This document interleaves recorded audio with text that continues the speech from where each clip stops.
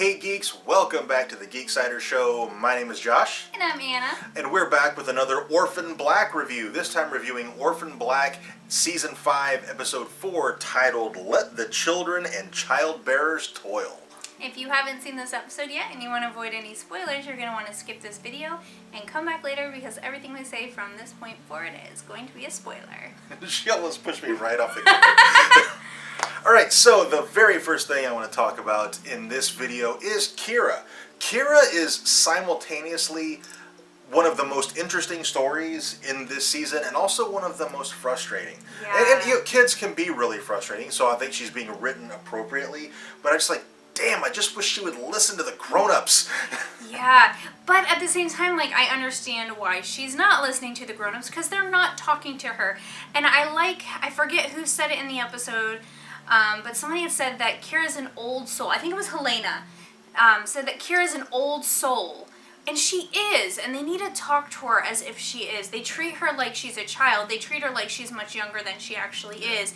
And they need to treat her like she's older because she deals with so much stuff with that, whatever connection she has with the other clones, that they need to talk to her. They need to tell her what's going on. I think if they did, she would become way less frustrating and maybe listen to them a little. And I don't remember if it was in this episode or in the promo for the next episode, but Sarah was talking to Kira and she was like cutting a deal with her, like, you know, you talk to me or whatever, and I'll share with you all of the crazy stuff that's going on with us. Yes. And I can't remember if that was in the episode or the promo. I think it's in the promo. It might have been the promo. Kira, I mean, I don't know. Here's the thing about Kira. I don't know if she's really smart and doesn't trust Rachel, or if she's super naive and does. Yeah, I don't have a pin on Kira either. Like, I'm not sure if she likes Rachel and really does trust her, or, yeah, like you said, if she's really smart and she knows better. Or if she's using Rachel because she's curious and wants to learn more about what's going on with herself, and Rachel is a means to that end. Yeah. Kira is a really hard character to read, and although it can be frustrating, I think it's great. I think she's being written fantastically. Yeah. Moving on to Cosima and Mud.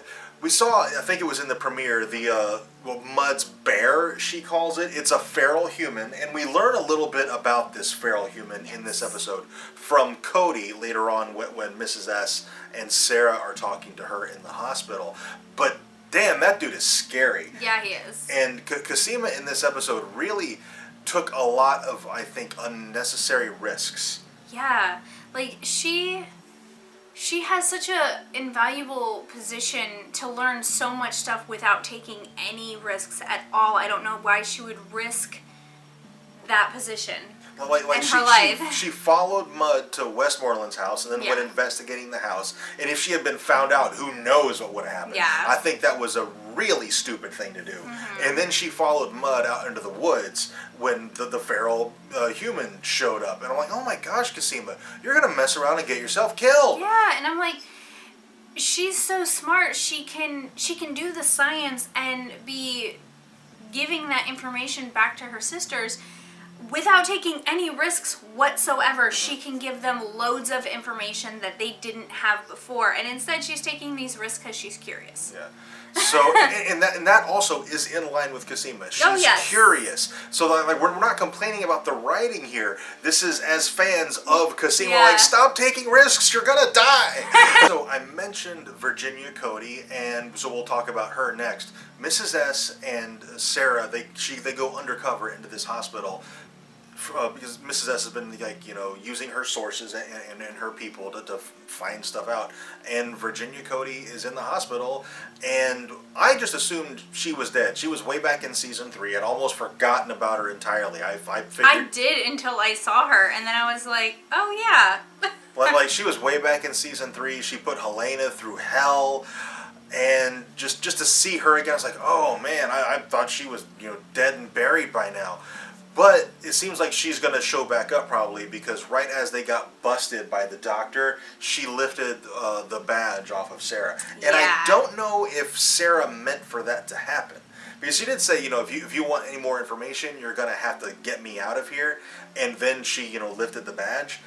I don't know if that was intentional on Sarah's part to let her do that. Yeah, I'm not sure. I kind of feel like it was because Sarah and Mrs. S are able to roll with the punches without any prior explanation, which they showed at the bar when they lifted the ID to begin with. Is there was no talk of plan. Sarah just launched into it, and Mrs. S immediately went into it. Well, Virginia launched this one in order to save them from being discovered, and to get the badge. And I think Sarah knew that and played along and allowed her badge to get taken. It wouldn't surprise me if she helped, and if Virginia tracks them down later, recognizing that help and giving information. It wouldn't surprise me if Sarah realized exactly what was going on and let it happen. Yeah. But at the same time, Virginia is really shady. Yeah, and she is. If you don't remember her, she was the creator of the Castor clones, and when she was from season 3, which season 3 was one of the harder seasons to follow. I think. That was really convoluted. Moving on to Helena. Helena is taking refuge in a convent, and Sarah pops by for a visit. And one of the most interesting things, and it might have been my favorite scene from the episode, is when Sarah and Helena were talking, and Sarah asks Helena, is this what you feel? Because, something opened up for Sarah when she was on the island and she thought she was dying. Something opened up and she was able to reach out empathically the way Kira does and the way Helena does. And they had a little conversation about that. And I think that's my favorite scene in this episode. Just because, Kira's got this psychic, empathic thing going on, and it's starting to open up for Sarah too. And I think that makes the possibility for story throughout the rest of the season really almost limitless. Yeah. And we got to see Helena, which we always love, because Helena's one of our favorite clones.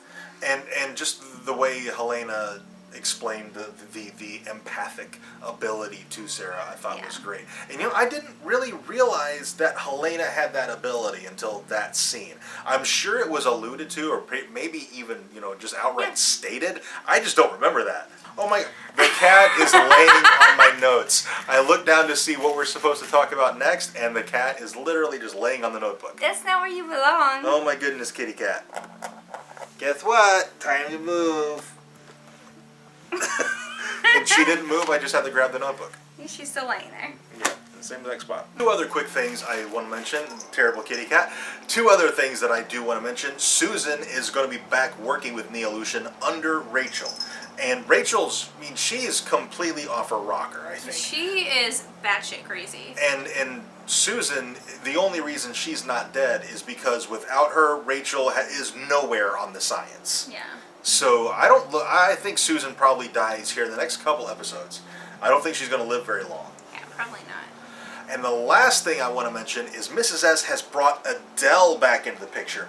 And so far, Mrs. S hasn't really made a wrong move. This might be her first one. I do not trust Adele at all. I don't trust Adele either because she has an addiction problem, and Mrs. S has her following the money trail, and I'm afraid Adele can be bought. I don't think she's malicious and that she's going to turn against them or is working against them, but I do think she can be bought. There were no Hendrixes in this episode. Allison and Donnie were both absent from this episode, as well as Art. I really want to check in on Allison and see what she's up to, but I wouldn't be surprised if we don't see her for several episodes. Yeah. All right, I think that's all we have for this video. If you have anything to add, please let us know down in the comments. Also, if you enjoyed this video, tell us by dropping a like on it, subscribe if you haven't already, and share this video on social media.